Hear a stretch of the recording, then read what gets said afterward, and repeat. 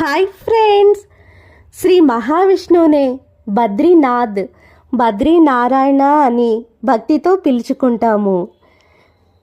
విష్ణువుకి బద్రీనారాయణ అనే పేరు ఎందుకు వచ్చిందంటే, రేగుపళ్ళ వృక్షాన్ని బదరీ వృక్షము అంటారు.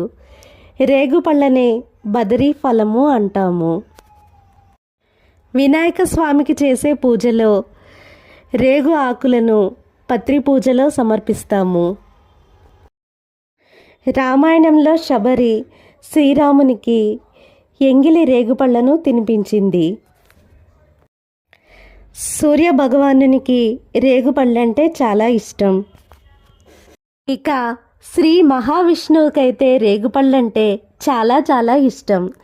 అందుకనే విష్ణువును బదరీ నారాయణ అని పిలుచుకుంటాము.